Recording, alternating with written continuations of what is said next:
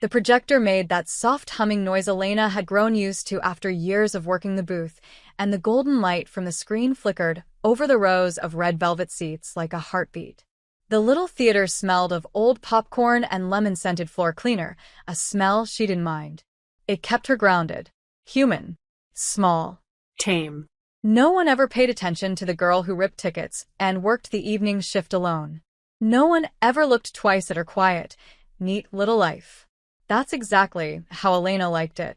Because if they ever looked closer, really looked, someone might notice the way her pupils dilated when the wind shifted, or how she always took her sick days during full moons.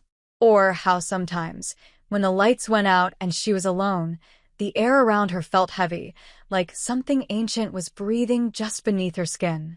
It was safer to go unnoticed. Safer for everyone. And then Lewis Black walked into the theater. Elena didn't see her at first. Just heard the sharp jingle of the door, the uneven click of boots on the old tile floor. But the scent hit her instantly. Firewood, sage, rain on warm skin. Her body tensed before her brain could process it. She peeked down from the projection booth and saw her. Black leather jacket, a cropped hair that curled at the edges, eyes like storm clouds over a pine forest. She didn't sit. She stood in the back of the theater, looking around like she was trying to decide if she belonged there or not. And then she looked up, right at Elena. Their eyes met through the glass, and Elena's breath caught. She pulled back, heart pounding, not from fear but from something else, something she hadn't felt in years. Recognition. The next night, Lewis came back. She bought a ticket to a movie no one else wanted to see. Sat in the last row. Didn't speak. Didn't snack. Just watched. And looked up at the booth again. The third night, she walked straight up to the counter instead. "You're Elena, right?" The voice was low, curious, wrapped in the kind of accent that had seen other countries and not just the edges of backwoods Tennessee. Elena nodded, too stunned to lie. "I'm Lewis. I just moved into the old farmhouse off Driftwood Trail. You're the only person who's looked like they've actually seen it." Elena blinked. The house. The woods behind it. That's when Elena knew she was in trouble. Because no one ever talked about those woods. Not locals. Not tourists. Not the old women with rosaries on their rear-view mirrors who whispered about disappearances in the 80s. Lewis smiled, slow and easy, and Elena saw something dangerous behind it.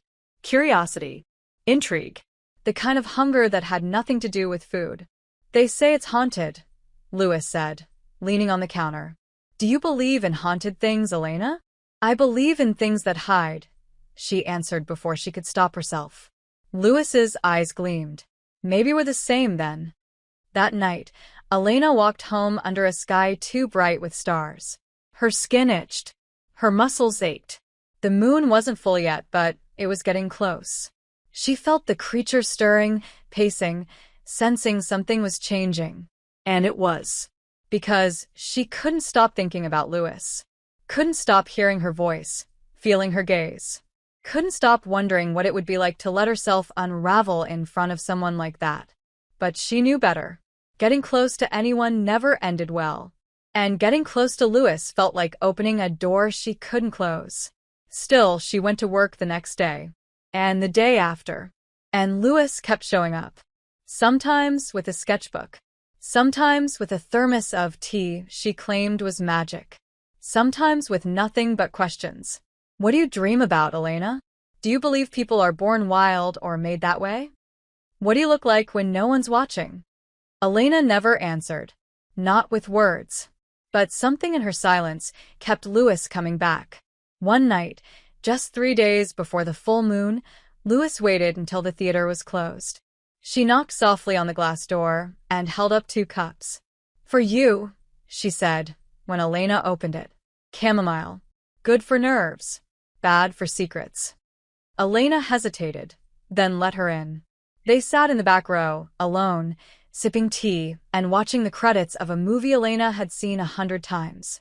At one point, Lewis whispered, "Do you ever feel like you're pretending so hard to be normal that you forget who you are?" Elena didn't answer. Couldn't. Because her hands were shaking. Because the animal inside her was pacing. because the scent of Lewis so close made her ache. She looked over, and Lewis was already looking at her, like she saw it, all of it, and didn't want to run. That night, when Elena walked home, her hands were still shaking. But not from fear. From longing. Something was changing. The moon was coming. And Lewis was already too close. Elena knew the full moon was only 2 nights away because her bones started to ache in that familiar, slow-burning way, like her body was being carved open from the inside. Her senses sharpened. Sounds became clearer. Smells overwhelmed her. The flickering of fluorescent lights in the theater that normally annoyed her now felt like needles under her skin. She couldn't eat, couldn't sleep, and worst of all, she couldn't stop thinking about Lewis. Every time Lewis came into the theater now, Elena's control slipped just a little more. The way Lewis leaned too close when she spoke. The way she brushed Elena's arm like it was casual when they passed behind the concession stand. The way her voice dropped into something low and private when she asked about the woods again, always circling the topic like a predator testing the perimeter of a cage. Elena had spent years mastering the art of being unreadable, quiet, Composed. but with Lewis, every part of her felt exposed. Worse, seen. And part of her wanted to be seen, even as the other part screamed that it would end in blood. "I saw something," Lewis said one night, dropping onto the stool behind the counter after the last movie ended. "In the forest. Couple nights ago. Just a flicker. But it wasn't an animal." Elena froze. "What do you mean?" "It had eyes.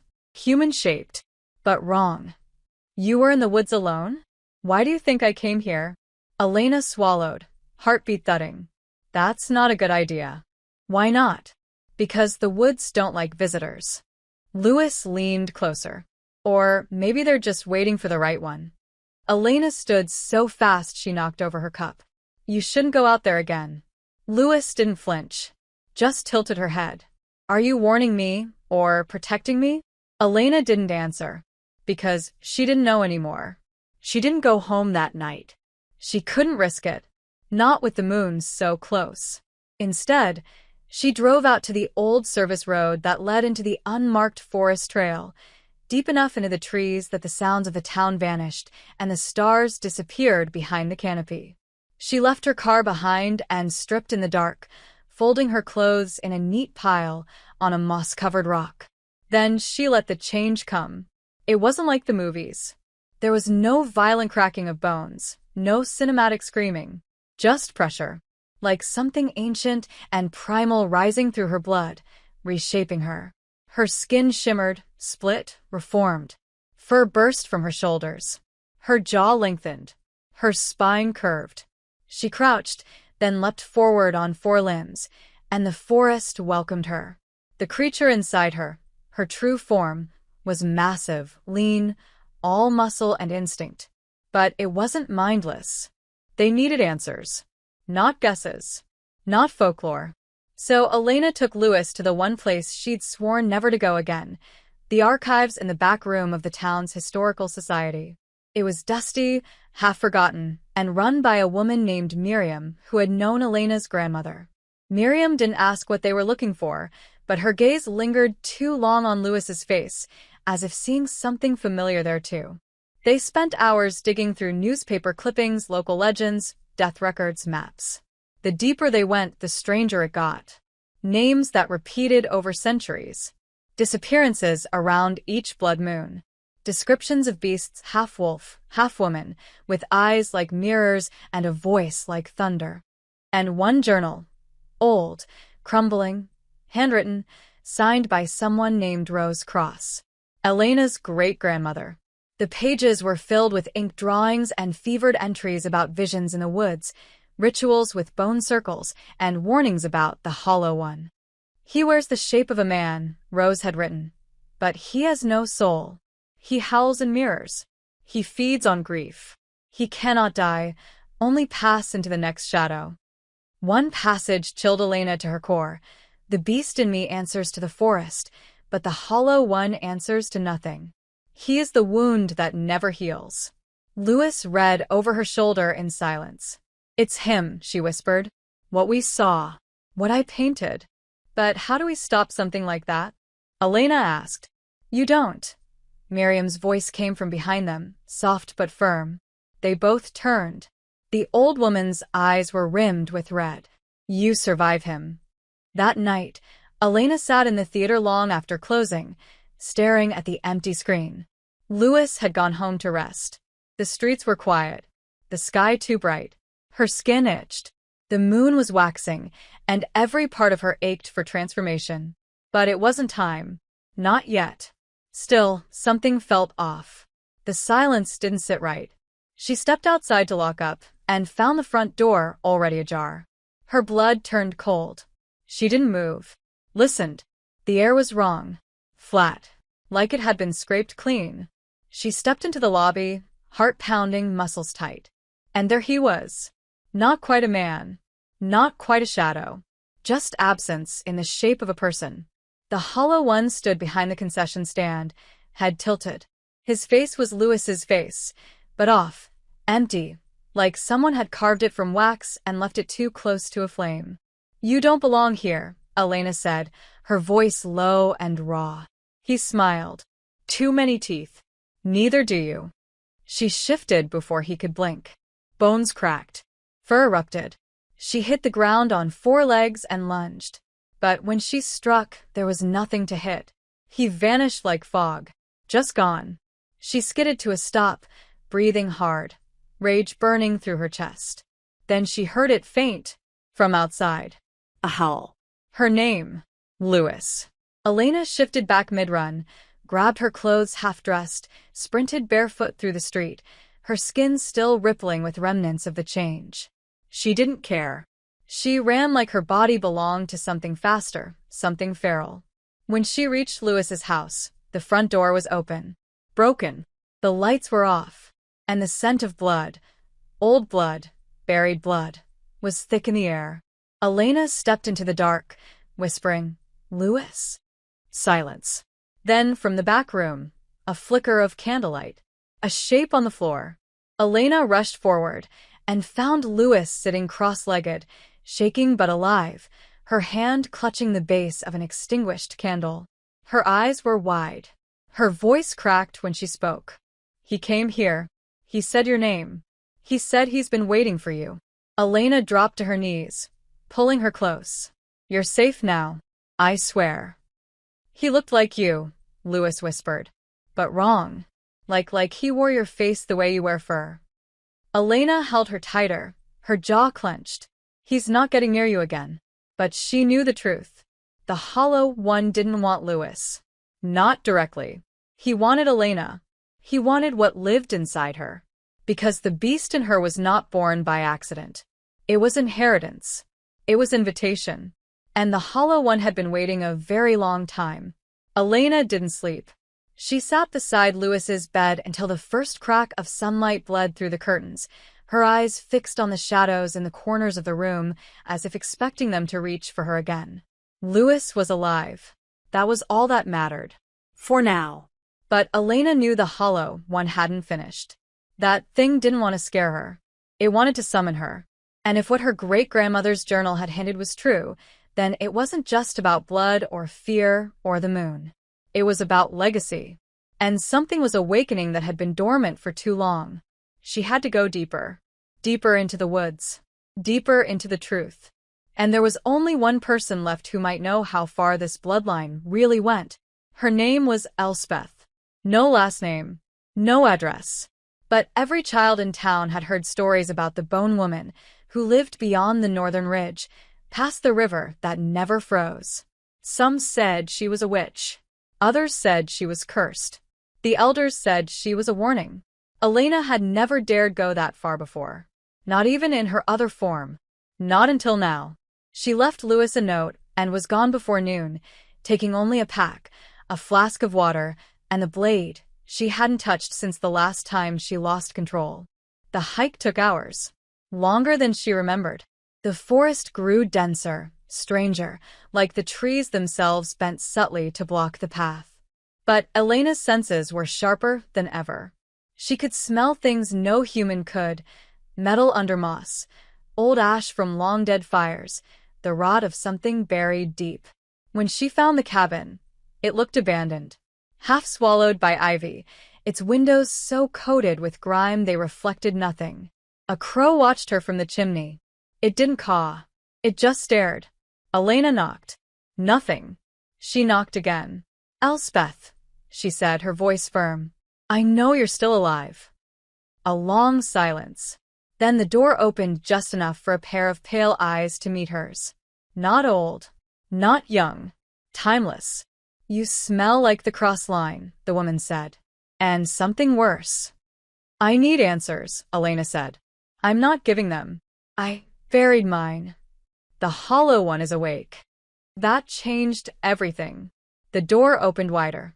The scent that hit Elena was a mix of herbs, blood, and something electric. Elspeth stepped back to let her in, her frame slight, bones sharp under skin that looked kissed by frost. If he's awake, it means the blood has thinned too much.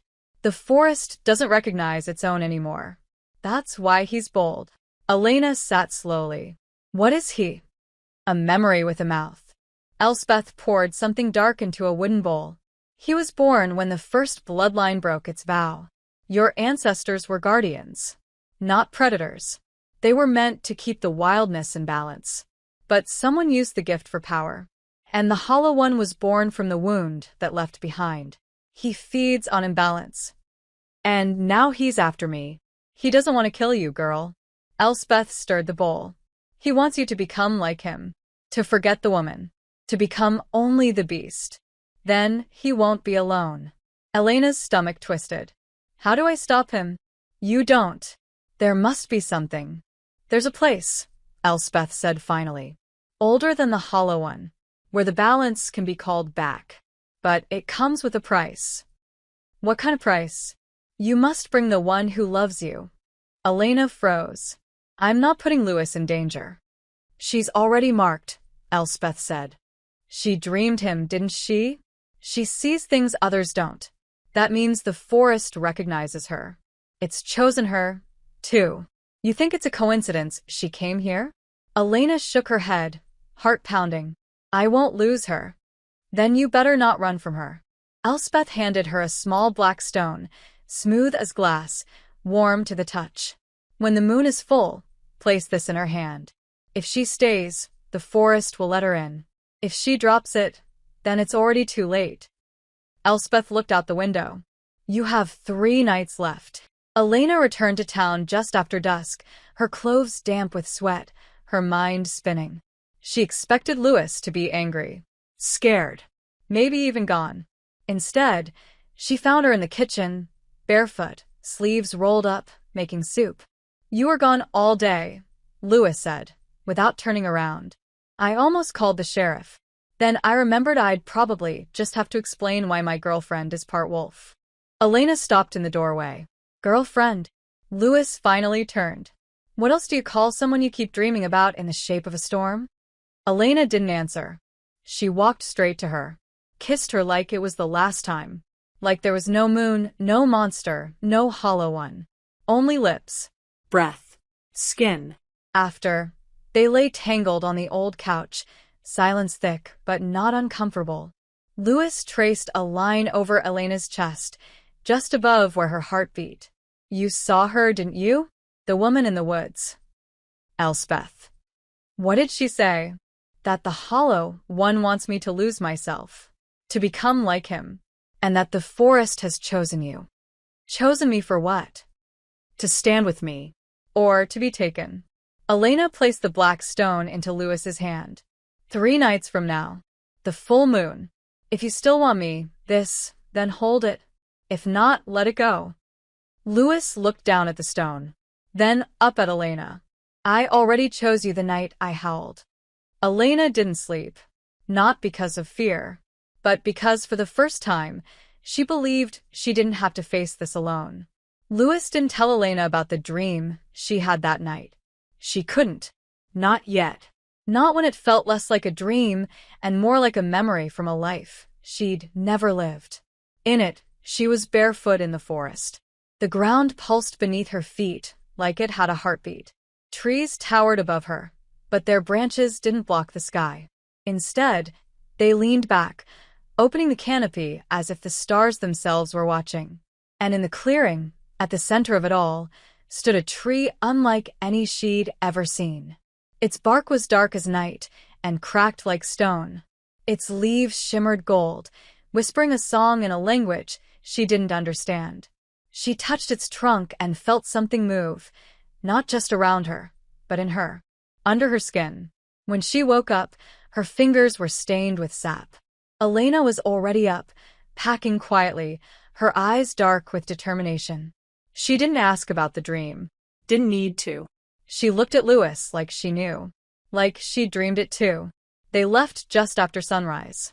The location Elspeth had marked on the map was deep into the northern woods, past the abandoned mines and old animal trails no one used anymore.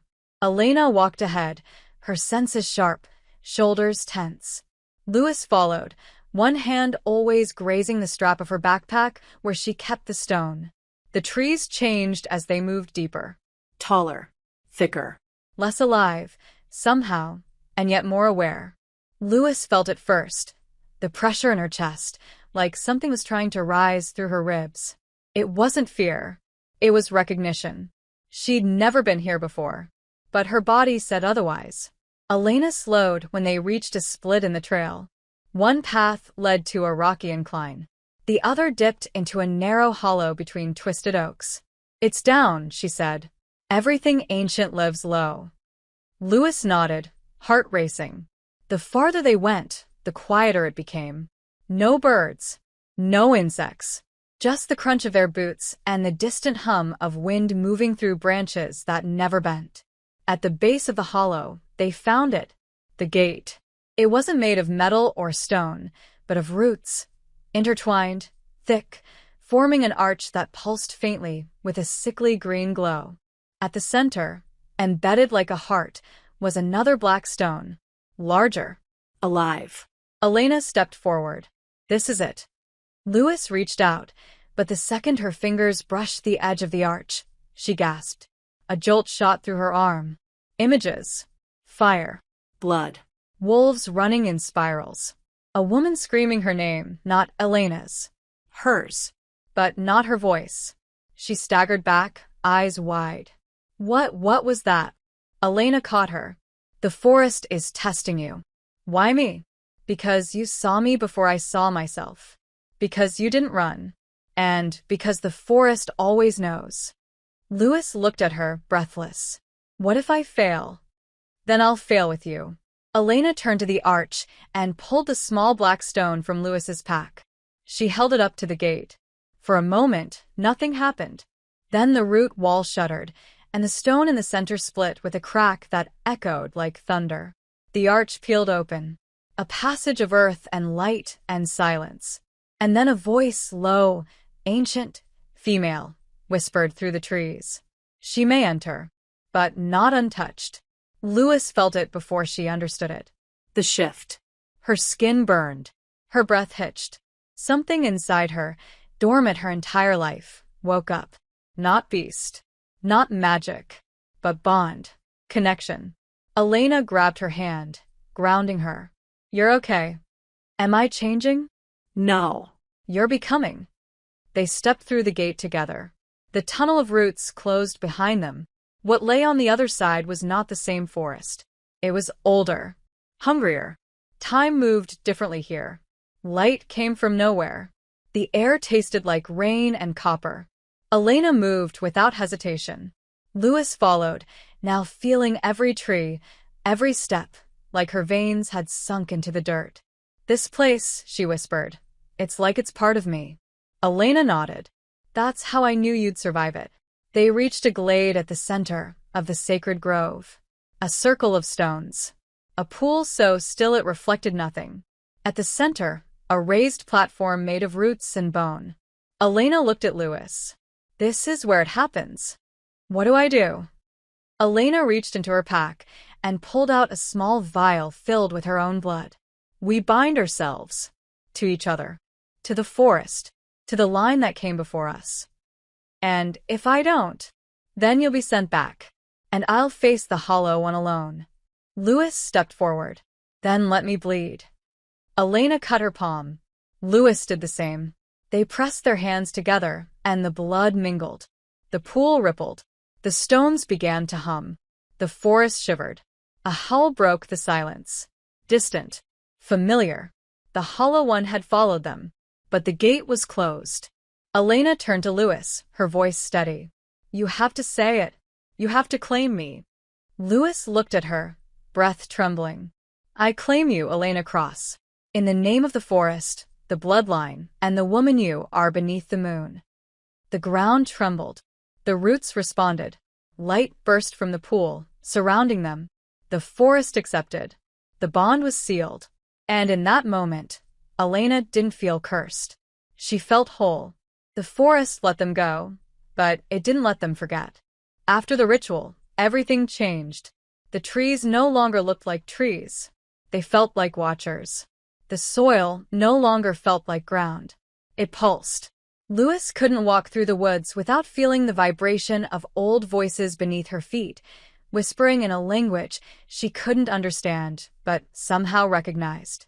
Elena, stronger than ever after the bond, moved differently, more fluid.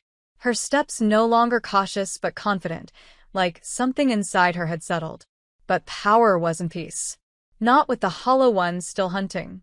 They left the sacred grove through a narrow path that hadn't been there before.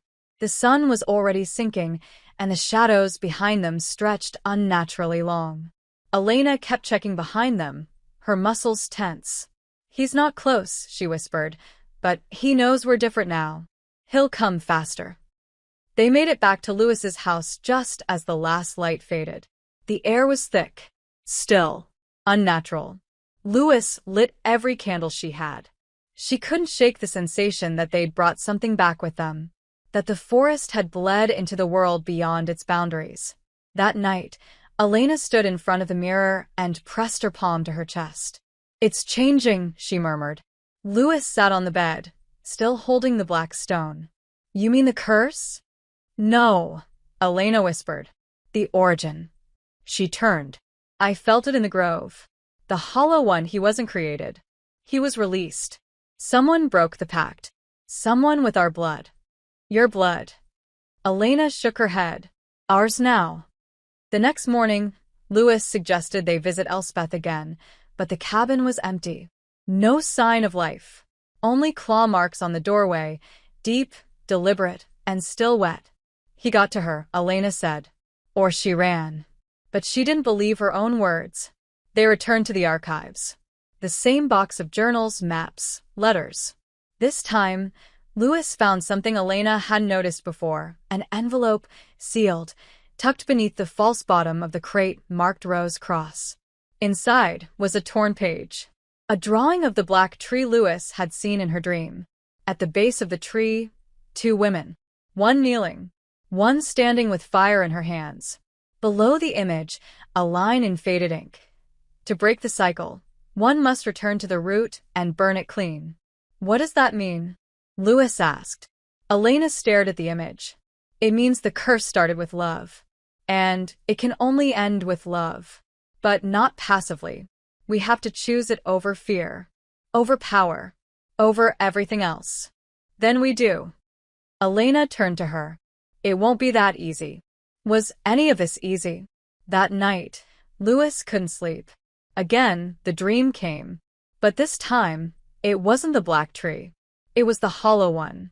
Not the twisted, faceless figure from the woods, but a man. Young. Sad. Standing in a field of wildflowers, holding someone's hand. He turned to her and whispered her name, not Louis. Leora. She woke gasping. Heart pounding. Hands shaking. Elena sat beside her in seconds. What did you see? Louis stared at her. I think I had another name. Before. Another life. I saw him. He wasn't a monster. He was in love. With who? With someone who looked like you. Elena's breath caught. My ancestor? Maybe. Or maybe me. A version of me. Before all of this. Elena took her hand. That's why the forest chose you. Because you've been through this before. And maybe I failed. Elena's grip tightened. Not this time. The next day, they packed again. This time, not to hide, to confront, to find a root, the true one, and burn it. If this curse was born out of betrayal, Elena said, then we have to be the ones to choose each other, no matter what the forest or the hollow one throws at us. Even if he tries to twist it, especially then. They returned to the grove. It had changed. No longer green and gold, but gray and black, like it had aged centuries and days. At the center, the black tree waited. Louis stepped forward, the vial of their joined blood in one hand. Elena followed, knife in the other.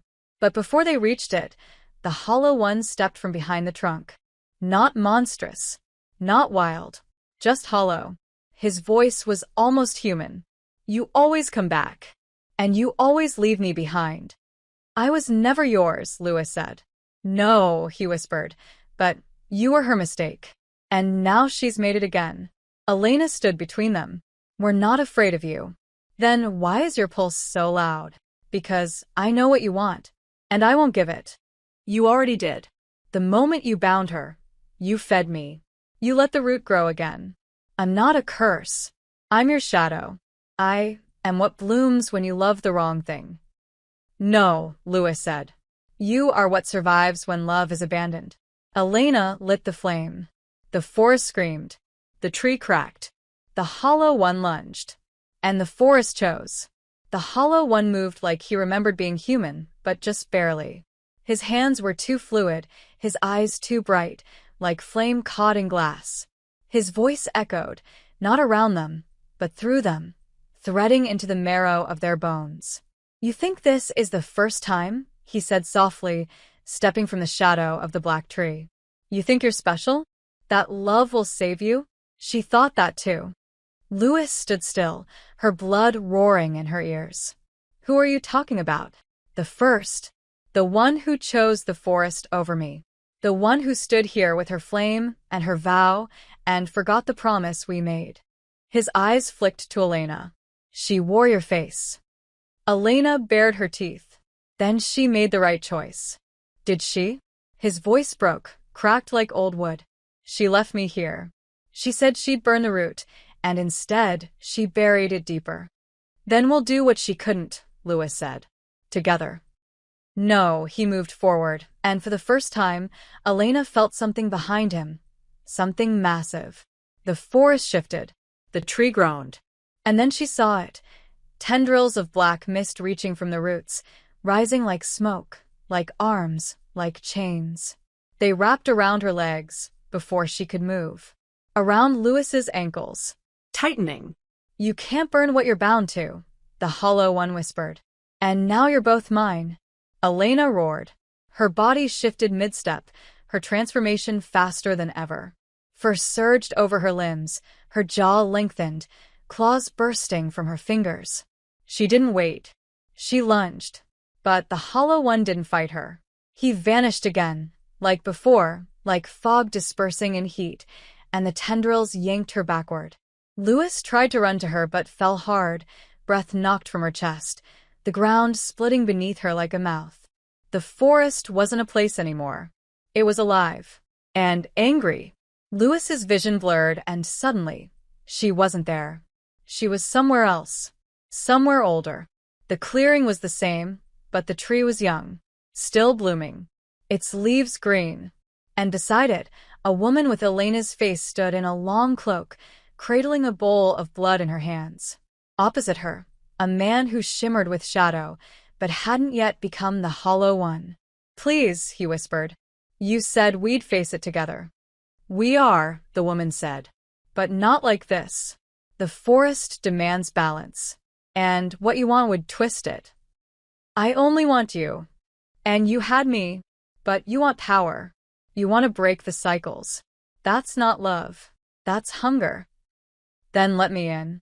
He stepped closer. Let me bind to you. I can't, she whispered. The forest won't allow it. Then I'll become something it can't stop. And then everything burned. Louis screamed. Fire rushed through the memory, tearing it apart. She fell back into her body, gasping, coughing on smoke that didn't exist. Elena was still fighting the tendrils, snarling, her wolf form snapping at the mist, but it wasn't enough. Lewis. Elena howled. You have to burn it. I don't have fire. Yes, you do. Elena's voice broke. You are the fire. You're the one who stayed. You're the one who chose this. Lewis's eyes filled with tears. I'm not a witch. I'm not a wolf. You're mine, Elena whispered, and that's enough. Lewis reached into her pocket. The black stone pulsed, warm. She gripped it, focused on Elena, on her voice, her scent, her eyes, and whispered, Then I choose you. Again. Always. The stone burst in her hand. Light exploded. The tendrils shrieked. The hollow one howled, not in rage, but in agony. Lewis stood, light radiating from her skin, hair lifting around her face like wind had found her. The tree cracked from the base up. Elena stared in awe, frozen in the beam of light coming from Lewis's chest, from her blood, from her choice. I remember now, Lewis said. I was the one who turned away before. I let fear win, but not this time. She stepped toward the tree. Her hand lit with flame, not burning, but golden. Pure. She pressed it to the bark. The tree screamed. The forest wailed. The hollow one let out a final, splintering cry as his form dissolved into nothing.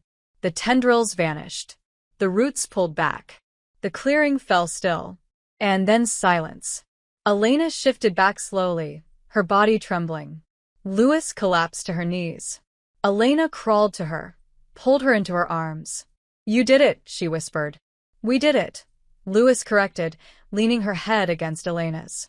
Is it over? I don't know, Elena said. But he's gone. I felt it. The tree was still standing, but it was no longer black. Its bark had turned pale gray. New leaves sprouted, soft green. A breeze passed through them, and for the first time in generations, the forest exhaled. What happens now? Lewis asked. Elena kissed her forehead. We decide. And for the first time that felt true. The hollow one was gone, but peace didn't follow. Not really. Elena and Lewis walked out of the forest changed, their steps quieter, slower, like the very earth beneath them was different now. It was. The trees no longer whispered threats, but they still watched. The roots no longer reached to grab, but they pulsed like veins under the soil. And the air held a stillness that felt like breath being held, not relief, but hesitation. Like the land wasn't sure if it could trust them again. Neither woman spoke much on the walk back to town. Their fingers brushed often, then intertwined, as if touch was the only thing that kept them grounded in the present. Neither had slept. Neither wanted to. By the time they stepped into the main road, the morning sun had started to rise, but it didn't warm them.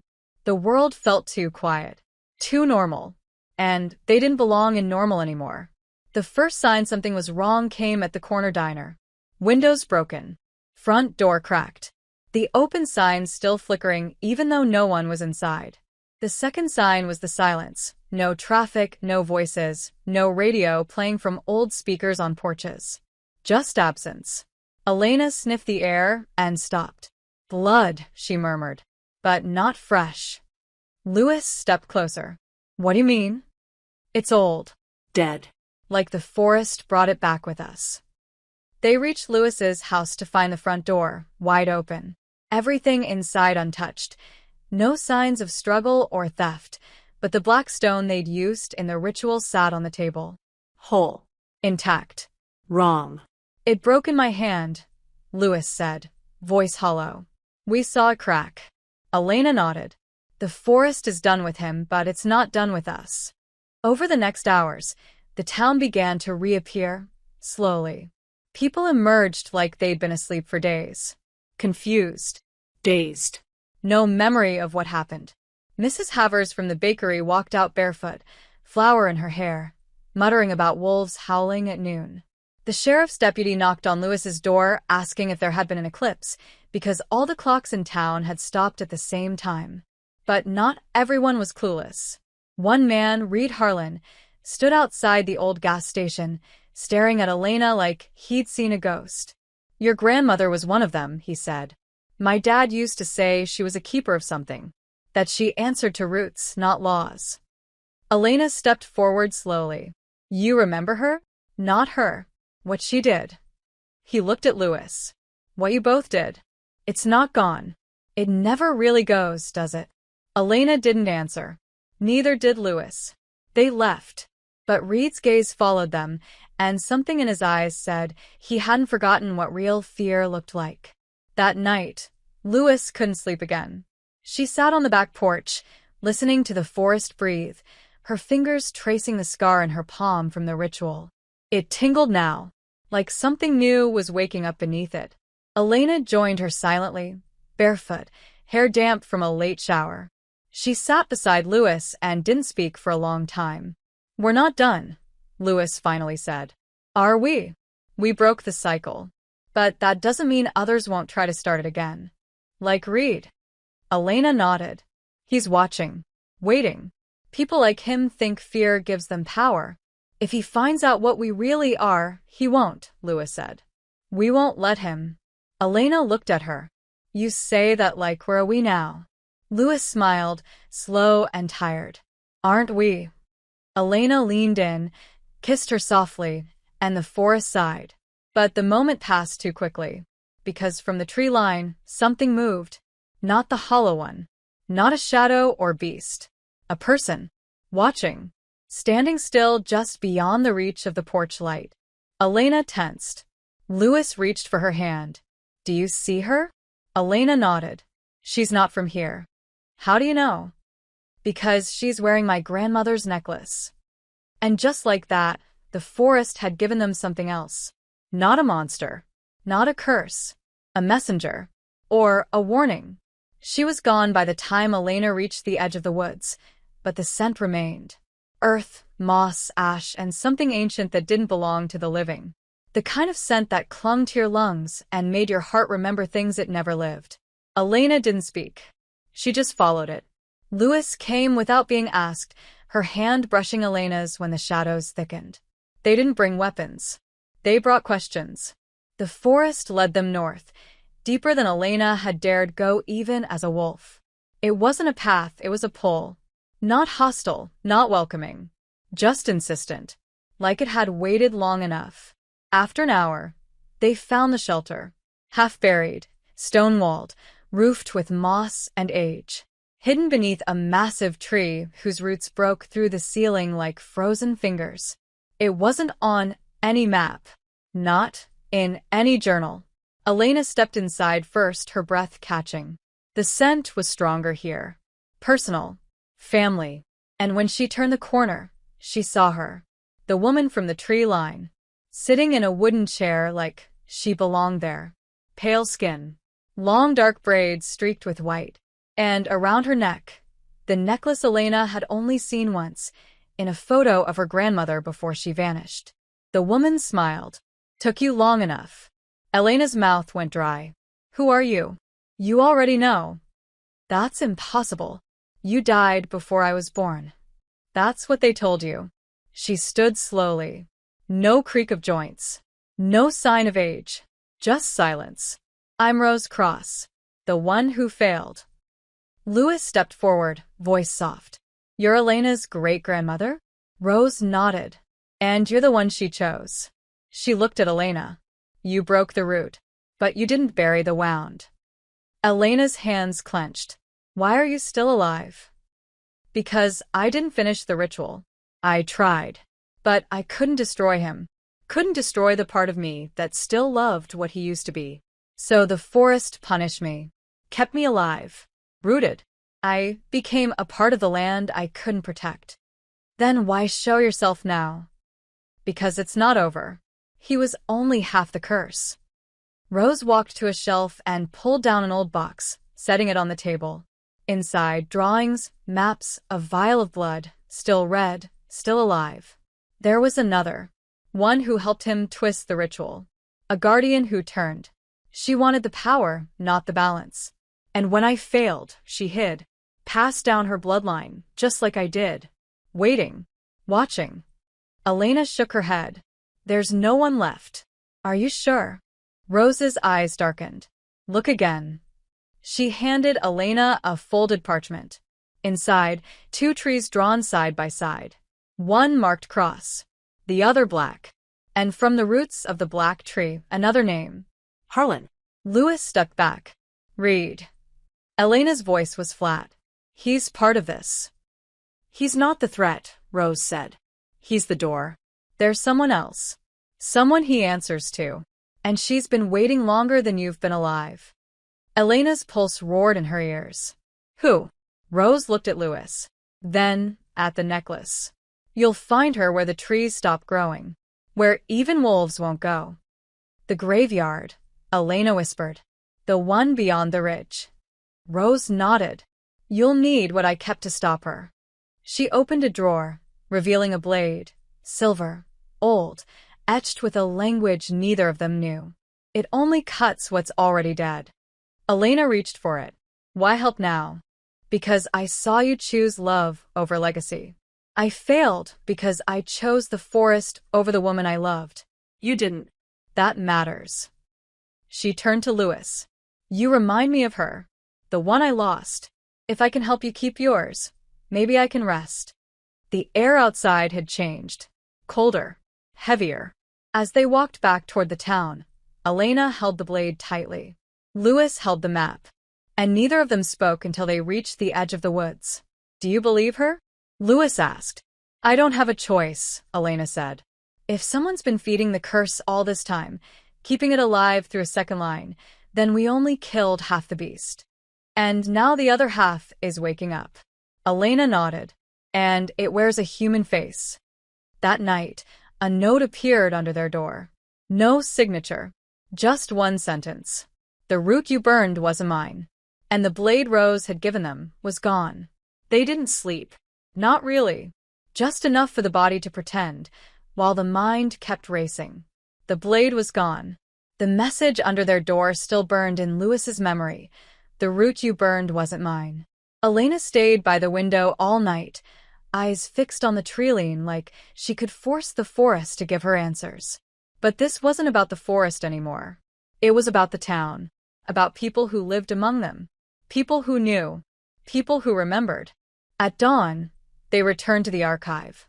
Elena hadn't been back since the night they discovered her family's journals. The room felt smaller now. Or maybe it was just her. Lewis scanned through old property records, while Elena traced bloodlines on the wall of ancestral sketches. Cross. Black. Harlan. Names interwoven with history, hidden behind whispers and half-buried gravestones. Here, Lewis said, pointing to a page half-burned from age. Rebecca Harlan. Born in 1894. No date of death. Just a line that says disappeared into the pines. That can't be a coincidence, Elena whispered. She's the one Rose warned us about. But how? That was over a century ago. If the forest kept Rose alive, punished her, maybe it protected the other woman too. Or maybe she never died because someone didn't let her. Lewis's breath caught. Read. Elena nodded. He's the door. She's the key. And we're already too close. They didn't make it to his property until after sundown. The woods behind his house were quiet. Too quiet. No wind. No bugs. No birds. Just the hum of silence that came before something violent. Elena shifted as they approached the house, not fully, but enough that her senses sharpened. The door was unlocked. The lights were off. Inside, the air smelled like dried blood and rotting paper. This isn't a home, Lewis whispered. It's a shrine. And it was. On the walls, sketches of trees, women, wolves. Names scratched into the wood like scars. In the center of the room, a circle made of bones. Human. Fresh.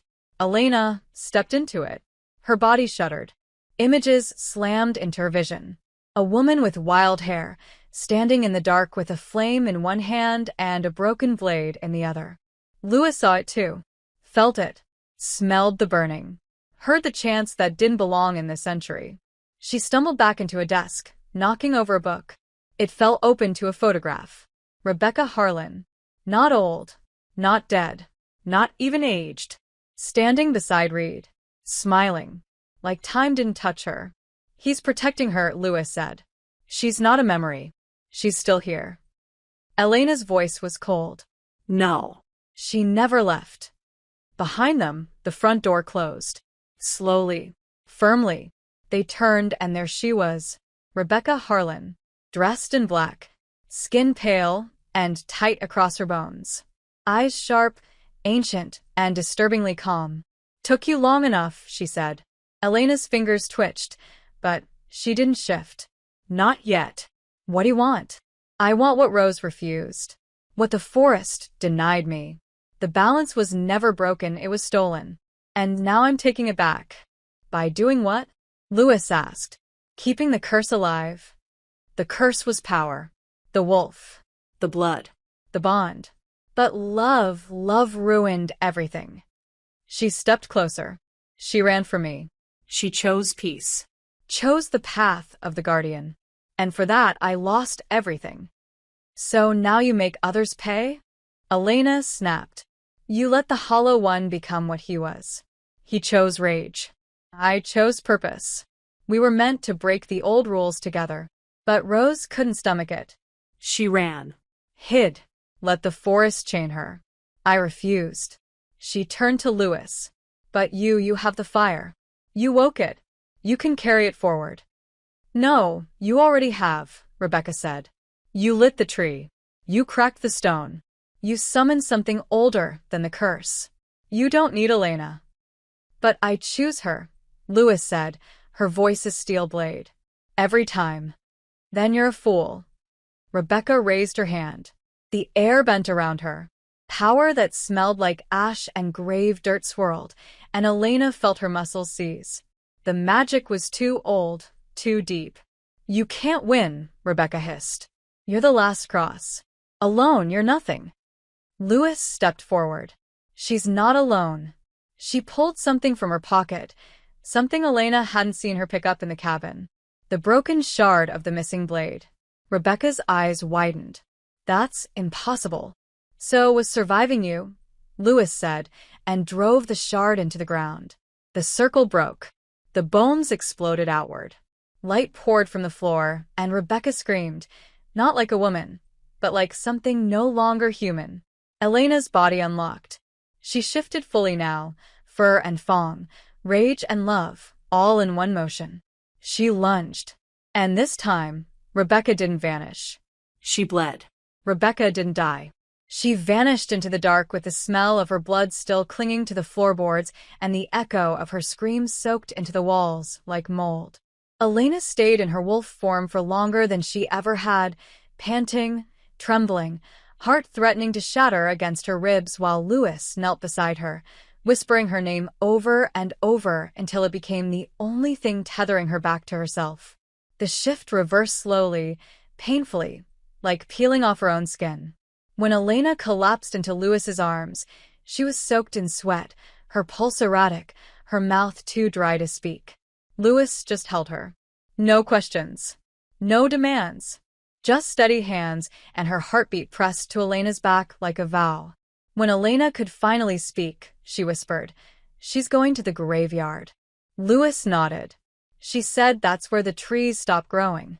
Because the forest can't follow her there." Elena's voice cracked.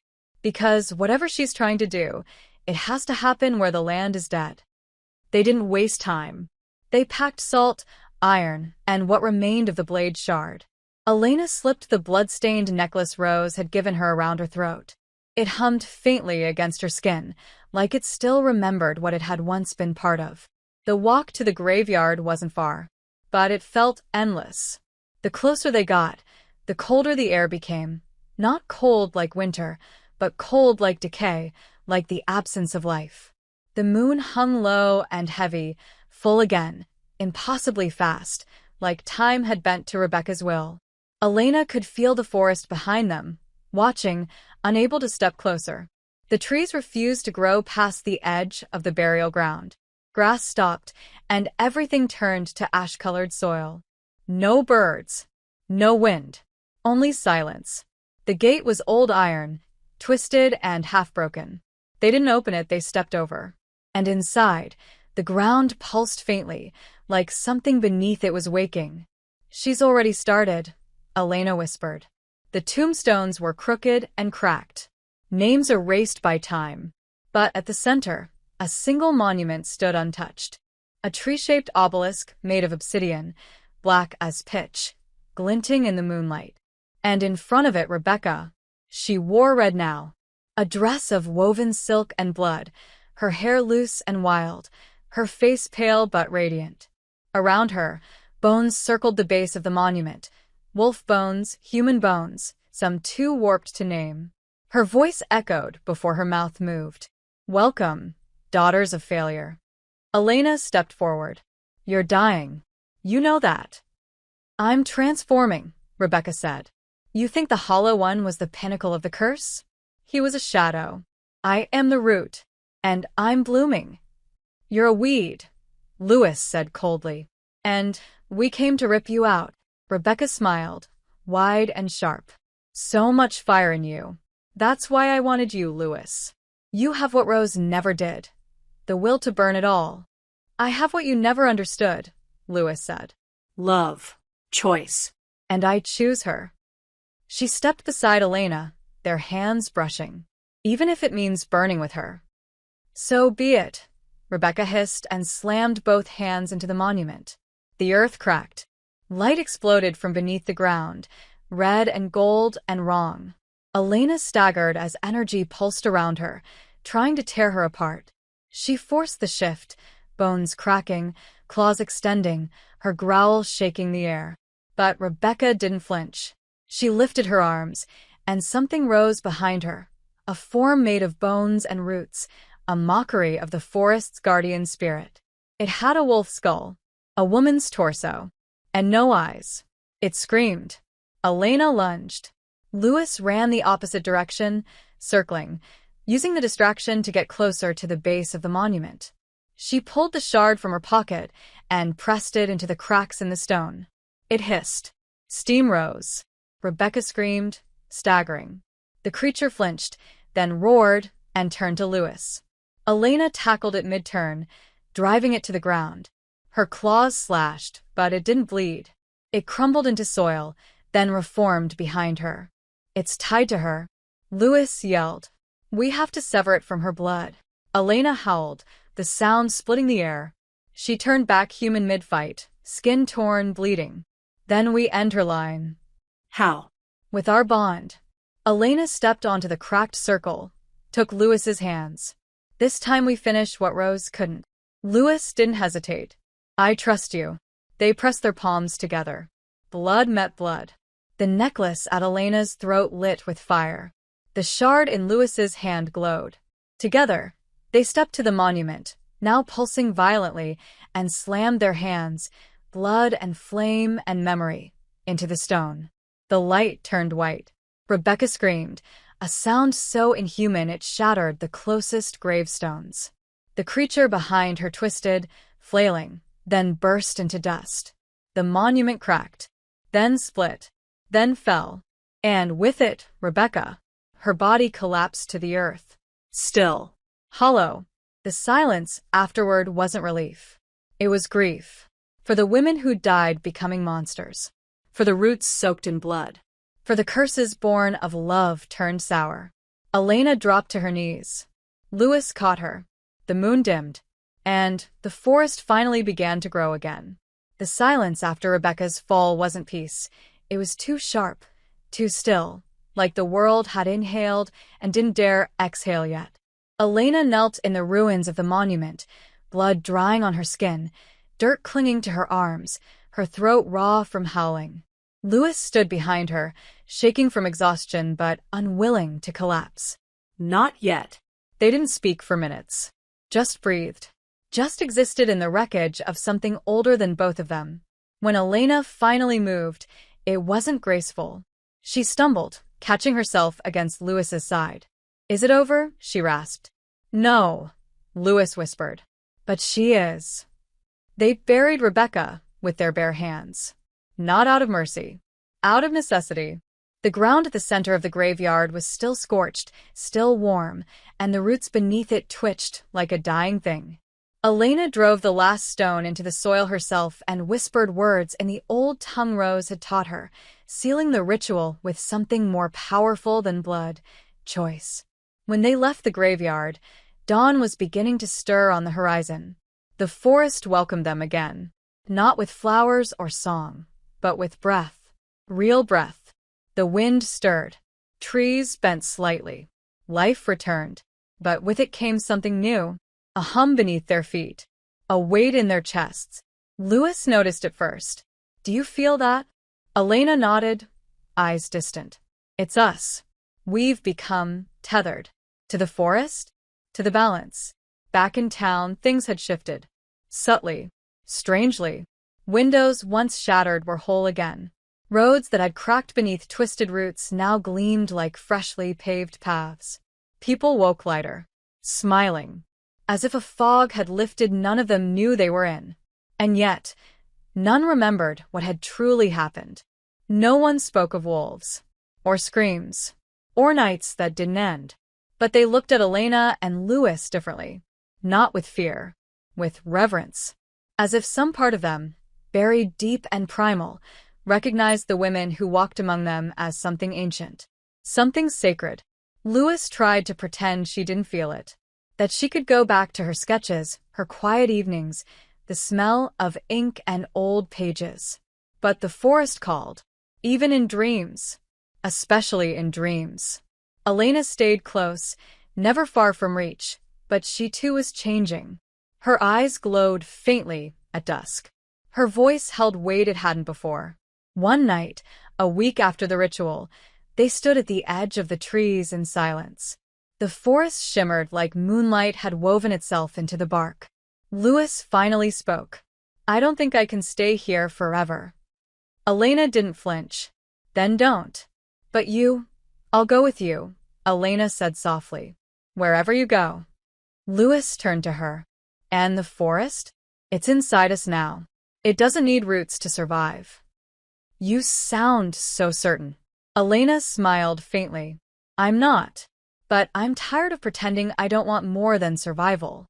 Louis took her hand. "Then let's try living." They made plans. Not grand ones.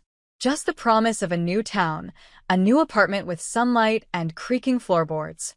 A place without altars, without monsters, without blood. But the night before they were set to leave, Elena stood in front of the mirror again. Her reflection shimmered. Not just her face, but something behind her eyes. Power and fear. She touched her skin, felt heat under the surface. And then she heard it. A howl. Not hers. Not a memory. A new one. Far away. And female. Elena stepped onto the porch. Louis followed. The forest was quiet, but not empty. A presence moved through it. Fast, wild, afraid. Not dark. Not cursed. But lost. Louis felt it too. Another? Elena nodded slowly. We weren't the end. We were the beginning. Do we go to her? Elena turned to Louis. Do you want to? Louis hesitated. Then, yes. Elena smiled. Then let's run. Together, they stepped into the dark, bare feet against cold earth, hands linked. No longer hiding. No longer pretending. Not human. Not monster. Something entirely their own. And somewhere ahead of them, someone cried out for help. And the forest whispered their names in return. The howl was sharp and distant, and yet it cut through Elena like it had been meant for her alone. She didn't hesitate. Instinct took over. She ran. Louis followed, just behind, her breath tight in her chest, and her feet flying over moss and root as if the forest itself had pulled back its thorns to let them pass. The trees were thicker in this part of the woods, older, quieter. They hadn't come this deep before, not even during the worst of the Hollow One's reign. But now, as they passed through the shadows, it was different. Nothing reached to hurt them, but nothing helped either. This wasn't their territory. Not yet. The howl came again, closer now. More frantic. It wasn't a threat. It was a plea. A cry full of terror and confusion and pain. When they found her, She was curled at the base of an enormous pine, shaking, her hands clawing into the soil as if trying to ground herself against something inside her trying to tear its way out. Her body glowed faintly, the shift pulling at her muscles, her form twisted, half girl, half beast caught between.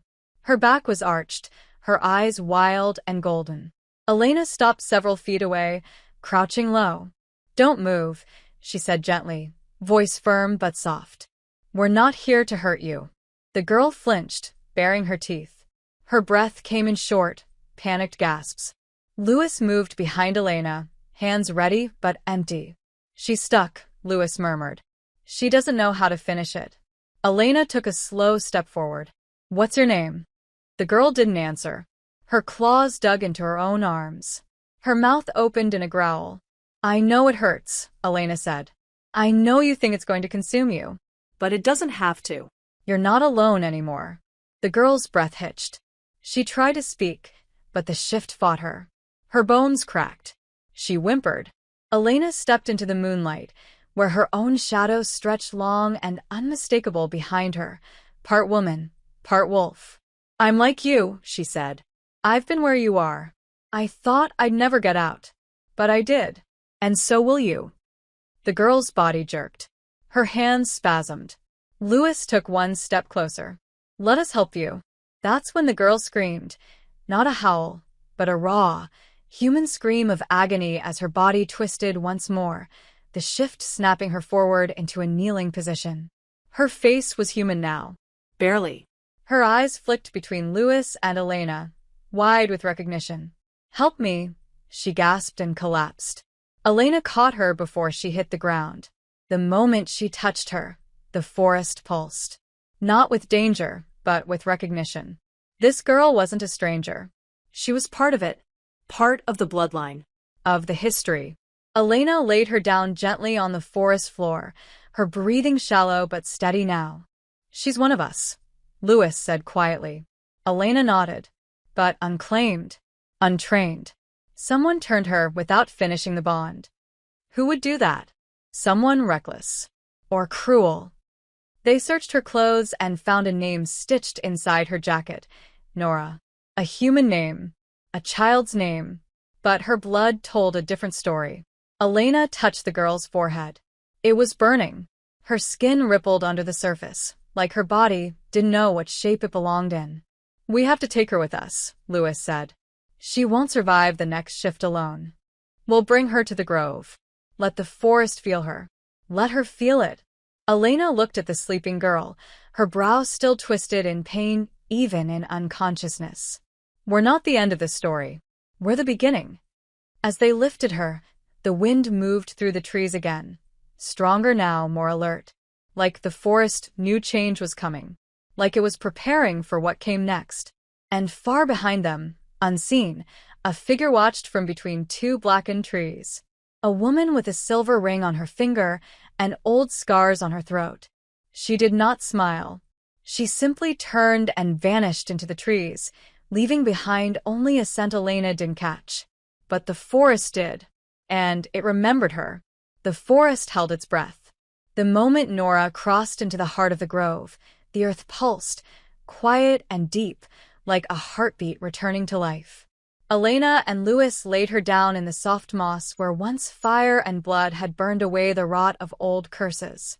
Now it was green again. Alive. Watching. Listening. Elena sat beside the girl, her hand lightly resting over Nora's chest, feeling the tremor of her breath, the uncertainty in her blood. Lewis stood a few feet away, arms crossed, eyes scanning the trees, alert to every twitch of shadow. The forest was quiet, but not empty. Elena closed her eyes and reached inward. Not for her wolf, but for the bond that had grown, the thread of instinct that tied her to this land and everything it remembered. She whispered the old words, taught by Rose in dreams and rituals. Words of claiming, of welcome, of truth. Lewis knelt beside her, placed her hand over Nora's. Together, they spoke the closing line. What was taken will not be stolen again. The wind responded, rising through the leaves like breath drawn into old lungs. Nora's body arched. Her eyes flew open, pure gold, and for one terrifying second, Elena saw her reflected in them, not as she was now, but as she had been the night she lost control. But then the girl exhaled. Her body settled. Her wolf stilled. The change stopped midway and held, balanced, a perfect line between flesh and spirit. Nora blinked at them, dazed but calm. "I saw her," she whispered. "In the trees." Elena stiffened. Who? "She was watching me. A woman with silver in her hair. She didn't speak, but she knew me." Louis and Elena exchanged a look. Elena's voice dropped. "Not Rebecca?" Nora shook her head. No. Older, quieter. She felt like the beginning. Elena rose slowly. "Someone still out there." Louis stood too. "Not hunting. Guiding." Elena didn't answer. She turned to face the trees. Or testing. That night, they built a fire, not for protection but for tradition. Flames licked the stars while Nora sat close, wrapped in a blanket, her skin pale and her eyes distant. Louis drew symbols in the dirt. Elena cleaned her old blade and buried what is left of the shard at the grove's edge, sealing it beneath stone. "What now?" Louis asked as the fire dimmed. "We leave." Elena looked at the horizon. "We were going to. But now we're guardians," Louis said. Elena nodded. "We can't leave this behind. Not yet." "And Nora?" Elena looked at the girl. "She's proof this isn't over. The curse might be gone, but the blood still carries weight. There are others. Maybe born this way.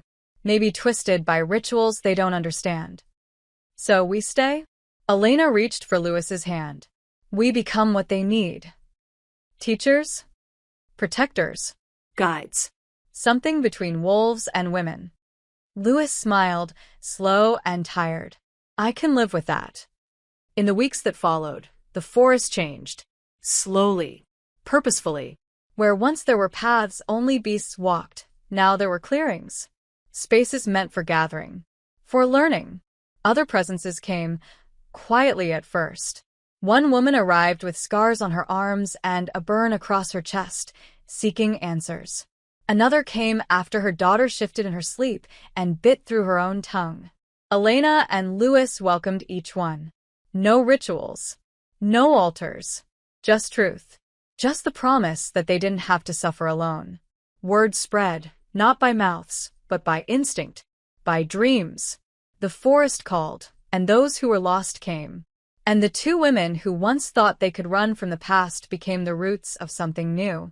One night, Elena stood at the edge of the grove again. Louis appeared behind her, slipping her arms around Elena's waist. "You feel it too?" Louis asked. "Yes," Elena whispered. "Something's coming. Good or bad? Not sure yet, but we'll face it." Elena turned. Together. Louis kissed her, soft and lingering, the kind of kiss that anchored and ignited. Around them, the trees shifted. Leaves whispered. The fire burned on. And deep in the woods, the old paths finally closed. Not out of fear, but because something better had taken their place. Not monsters. Not myths. Just women who survived. Who loved. Who stayed.